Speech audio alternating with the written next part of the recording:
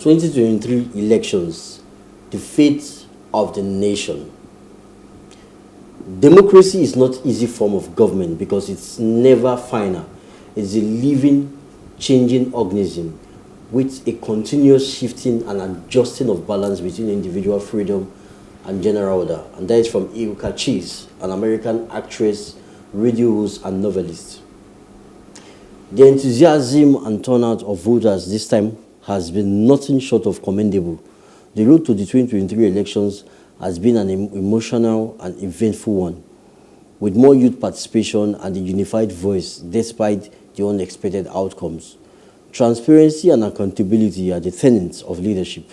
However, the Independent National Electoral Commission, INEC, has not been thorough enough in many zones and polling units.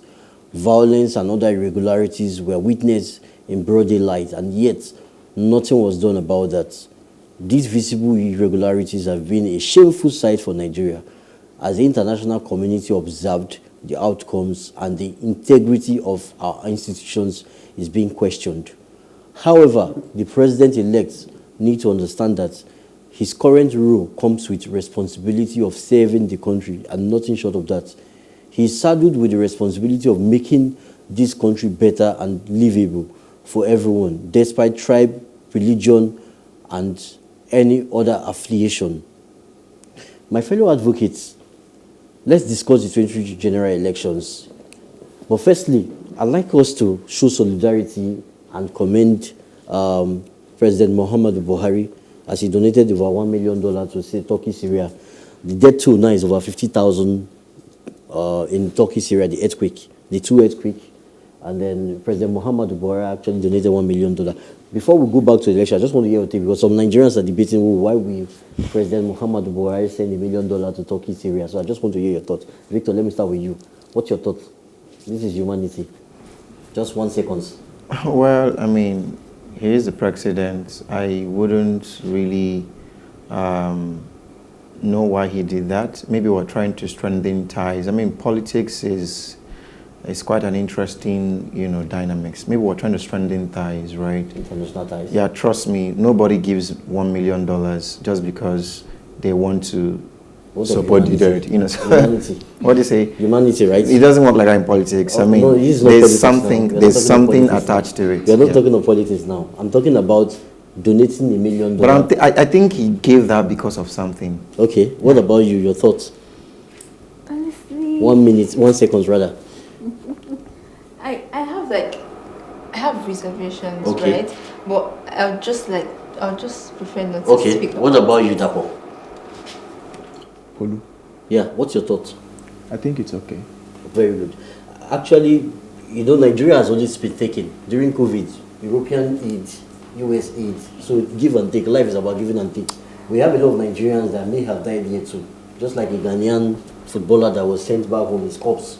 So it's not wrong if the president do that. It's to support humanity and solidarity. So now let's get back to the truth of the matter.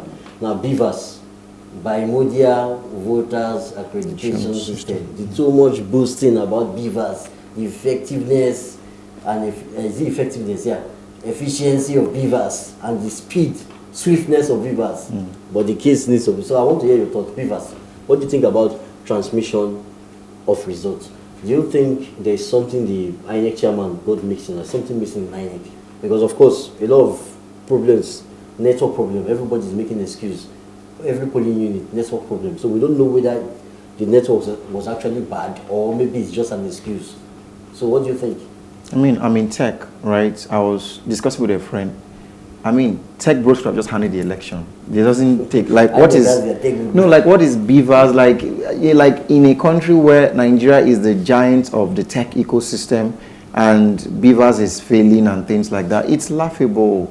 Except these are intentional activities from the INEC, just to, of course, picking back to what INEC said, rig the elections. How can BVAS fail, right? What kind of technology, is needed, or technology infrastructure? We have it. It's here, right? So it's a no-brainer. It's 1 + 1 = 2. So I don't believe in that. What about the issue of transferring money with your mobile app and you encounter error? So that also tells you that the tech infrastructure, also needs to be, of course, these are another, message to the banks and everybody.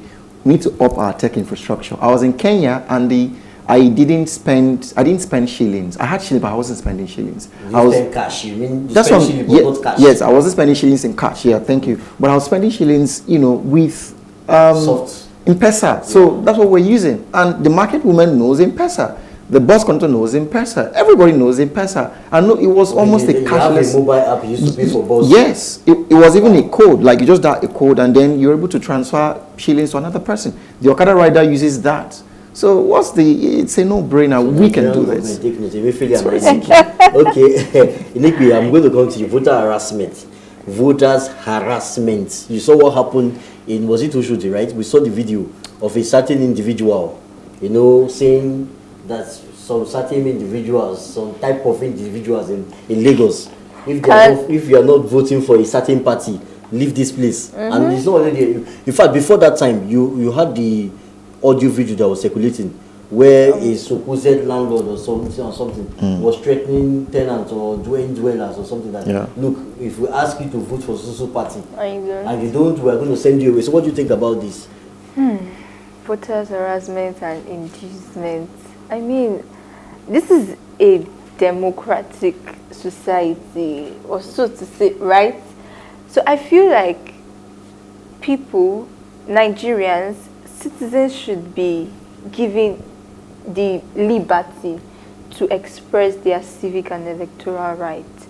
If I'm voting for a particular person or a particular party, I should be able to do that without fear of violence or without fear of being harassed. You understand? So that's what I feel. I saw a particular woman that was shot in Lagos. Yes, did you see the woman? She was beaten. Okay, not shot. Yeah. Yes, and she was a brave woman. And when she got treated, I mean, she came back again to cast her vote. So I feel like citizens should be given the liberty to express and to maximize their civic and electoral rights. Please, we should stop violence, we should stop harassment and inducement as well. Okay, let's go to harassment of other candidates, Mr. Dapo. I want to talk about Kogi. Let's start with Kogi. Let's use Kogi as a case study, Kogi State. You saw what happened in day before the election, right? Where the sitting governor, Yaya Bello, had to excavate 5 roads leading to the Shasa's hometown in a claim of fighting or protecting the citizens from banditry. And the intentions, we don't know what are his intentions, but even what he did, was he supposed to do that, and what are his intentions? And you saw the aftermath of it, and there was another there was a video that was circulating around there alleging that a certain local government chairman in Kogi State went to destroy ballot box that he think an opposition is winning or something. So I want to hear your thought on this. That was candidate harassment. She has spoken about voters harassment. We're talking about the candidate now, those on the ballot, harassment of those. What do you think about this? Well, I think it's naive to think things are going to change overnight. These things are not new. They've been happening for a very long time. If we believe that we are moving into a new Nigeria, we should also understand that the old Nigeria is not going to give up easily. So what I'm seeing is more of an overlap, The old is fighting to continue business as usual, but I think it's getting better. There were so many new things that we never had before. You understand? So you can be explicit, at least for the benefit of our new things. Number of people that are involved in, in this election. You mean the voters turnout? The number of, the turnout, people that have signed up, the new mass of voters. And many of them were first-time voters. The interest, the passion, even the technology is new. You understand? So I don't think it failed, but then I don't have the facts. But personally, I don't think it failed. I think it was intentional, based on what I saw at my polling unit. But that being said, it's a process. Okay. It's a process. The new comes, the old resists. If the new is victorious, the old dies away. That is the progress of life. Everything, that's how it is. So, okay, before we go, I want to do something different. Let's say some political parties like the PDP and Labour Party specifically, they are seeking an opportunity for redressing the issue, redress through the courts, to resolve issues and the rest. I want to hear your thoughts. What do you think? Just give me 1 second, and I'll come back with another question. I want it to go around. Let me start with you, Mr. Dapo. Your thoughts, do you think they should let it go, or is it their right to go to court or something? Just tell me. No, they should go to court. What about you, INEC? Yes, they should go to court if they feel that there's infringement or there's been infringement on their rights, then they should. Okay. You, what do you think? If they are up to it, they should do. Okay, then another thing now. Let's assume that everything all said and done, they've gone to court, they've came back, and INEC still insists that Asiwaju Bola Tinubu is the president-elect. What do you want, like, what are your expectations, or what advice would you give to Asiwaju Bola Tinubu as he's stepping into the office? Your thoughts? Just 1 second. I mean, he should just be in touch with the people and prioritize education. That's what I think. INEC? Yes, I think I agree with that. We should also not make the economic aspect of Nigeria, die down, because it is a very, very... But he said he built Lagos economy. That's what he said. Well, this is Nigeria, not Lagos. Right. So we're talking about like 6 states. Okay. Yeah. Dapo? He should do his best. He should set out to negate the things said about him. He should be deliberate and have results to show after 4 years. All right, thank you very much. So I'm going to end my section by, first and foremost, I still want to commend President Buhari again for showing leadership in extending support to the people of Syria and Turkey, because humanity is suffering there, just like the Russian-Ukraine war, where a lot of persons have died. Turkey, Syria, natural disaster, earthquake has claimed a lot of persons, over 50,000 people. Perhaps we have some Nigerians, they won't know. And then about the election, our political candidates, other candidates, PDP and Labour Party, if they need to go to court, they should go to court. It's their right. It should not cause violence. We go to court, sort our problem in a violence-free atmosphere. And then eventually, if everything settles down and Asiwaju Bola Tinubu still remains the president-elect, please, Asiwaju Bola Tinubu, use this opportunity to extend hands of friendship to other persons you can consider political adversary.